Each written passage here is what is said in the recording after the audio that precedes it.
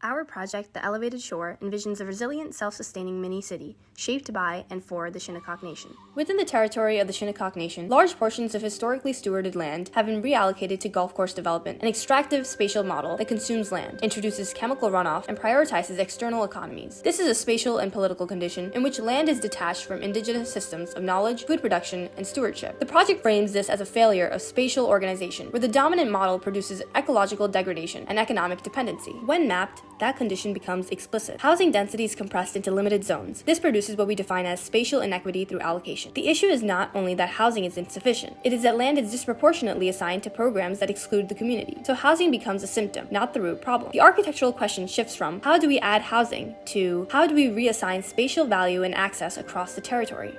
Infrastructure further reinforces this condition. Energy, food, and economic systems are externally sourced, meaning the community participates in systems it does not control. This is crucial because infrastructure is often framed as neutral. Here it operates as a mechanism of dependency. Rather than proposing more infrastructure in the conventional sense, this project redefines infrastructure as localized, embedded, and productive, capable of generating autonomy rather than reliance.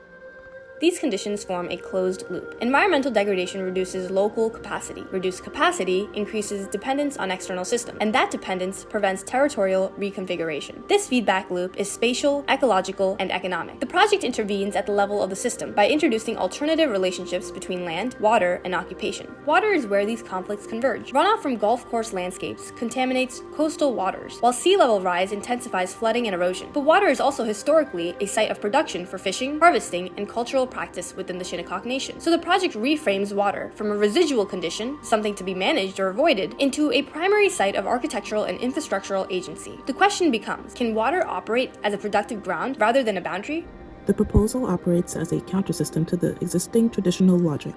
It redistributes program and performance through three interrelated frameworks: habitation systems that expand housing capacity without further land extraction, productive ecologies that filter water and generate food, and energy networks embedded within tidal and environmental flows. This is not a master plan in the conventional sense. It is a scalable, modular system that can adapt over time while remaining locally controlled. The boardwalk is reinterpreted as more than circulation. It becomes an infrastructural spine, thickened to accommodate economic, social, and energetic functions simultaneously, such as microeconomies, collective gathering spaces, and tidal energy systems integrated directly into its structure. This challenges the idea of infrastructure as singular purpose, instead proposing layered performance within a single spatial element. The spatial logic operates through a controlled pairing. A modular grid extends into the water, organizing housing and productive landscape. It provides repeatability and phased growth, along with a restored wetlands as a dynamic progressive system, absorbing pollutants, mitigating flooding, and supporting biodiversity. This project grounds itself in Shinnecock territory and culture by utilizing three of the nation's spiritual animals: the buffalo, turtle, and the eagle, each to be translated into community architecture through a directional grid derived from their physical form. The head, body, and movement of each animal informs orientation, circulation, and program. The buffalo represents food, material, and economy. Its form is translated into a strong central spine that becomes the economic core of the island. The central market houses food exchange, local agriculture, and craft production, supporting both economic activity and cultural practices. On either side of the spine is housing for the working adult population, particularly ages 35 to 55, reinforcing the connection between labor, community, and daily life.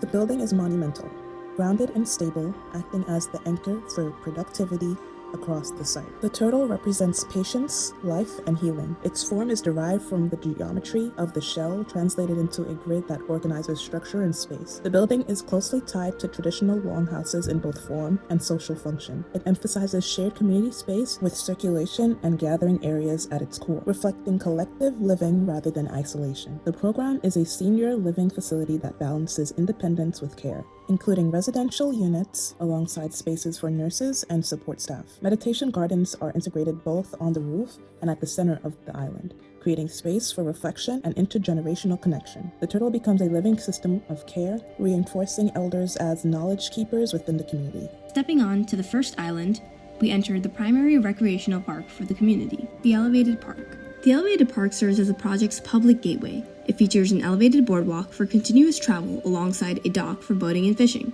Below the walkway, community garden plots allow residents to plant and harvest their own vegetables in a shared green space. Following along the pathway, we now reach the primary marketplace and distribution point for the community's local harvests. The Commons Plaza.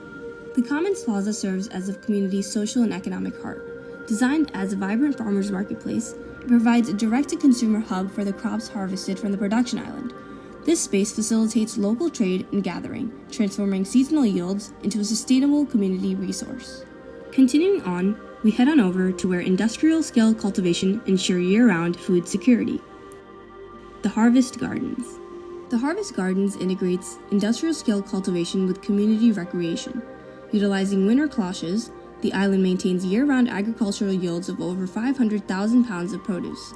The design features dedicated water paths set alongside high-efficiency garden plots. The eagle represents connection to the Creator, carrying messages and embodying love, peace, and strength. Its form is translated through a directional grid based on the wingspan extending outward across the site. Located at the far end of the island, the Eagle building acts as a destination and point of elevation. Its program includes ritual spaces, a native language center, and fitness parks, supporting both cultural preservation and physical well-being. This space is designed especially for the youth, encouraging connection to identity, culture, and community while building strength for future generations.